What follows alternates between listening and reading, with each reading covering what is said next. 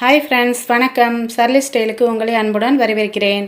இந்த வீடியோ பிடிச்சிருந்தால் லைக் பண்ணுங்கள், ஷேர் பண்ணுங்கள், சப்ஸ்கிரைப் பண்ணுங்கள். பக்கத்தில் இருக்கும் பெல் ஐக்கான் பட்டனை கிளிக் பண்ணி ஆல் என்ற ஆப்ஷனுக்கு ஓகே கொடுங்க ஃப்ரெண்ட்ஸ். லைக் பட்டனையும் சப்ஸ்கிரைப் பட்டனையும் மறக்காமல் போட்டுங்க ஃப்ரெண்ட்ஸ். வாங்க நம்ம வீடியோக்குள்ளே போகலாம். இன்றைக்கி நம்ம பார்க்க போகிறது முட்டைக்கோஸ் வறுவல். நம்ம சிக்கன் பொரிச்சிருப்போம், மட்டன் பொரிச்சிருப்போம்.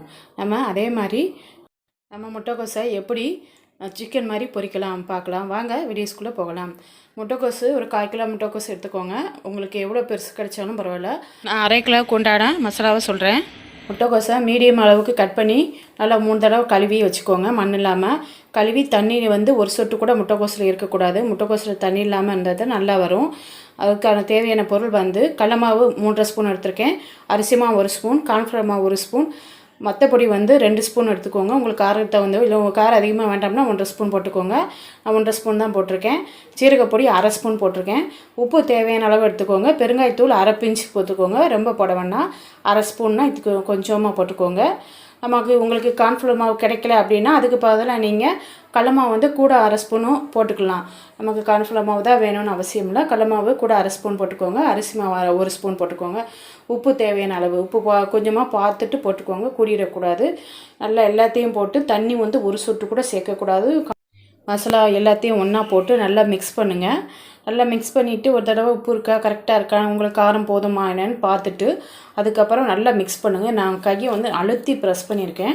ஏன்னா நம்ம அதில் 1 சொட்டு கூட தண்ணி இருக்காத. நம்ம அழுத்தி ப்ரெஸ் பண்ணும்போது மசாலா நல்லா முட்டைக்கோசுக்குள்ளே இறங்கும். உப்பு எல்லாம் இறங்கிரும். அழுத்தி அழுத்தி நல்லா ப்ரெஸ் பண்ணாமல் நீங்கள் நல்லா அழுத்தி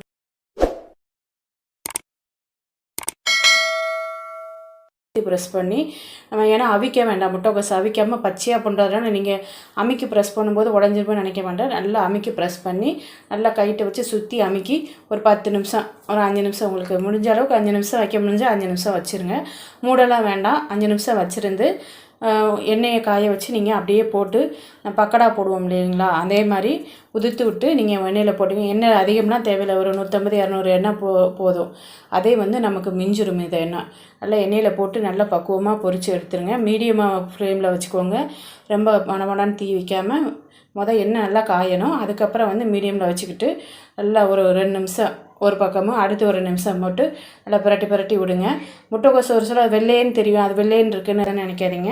அது டேஸ்ட்டாக இருக்கும். நல்ல உப்பு காரம்லாம் அதில் இறங்கி இருக்கும். தயிர் சாதம், சாம்பார் சாதம், ரசத்துக்கு சூப்பராக இருக்கும். வெறுமனே கூட குழந்தைங்க சாப்பிடுவாங்க. இந்த வீடியோ பிடிச்சிருந்தா லைக் பண்ணுங்கள், ஷேர் பண்ணுங்கள், சப்ஸ்கிரைப் பண்ணுங்கள்.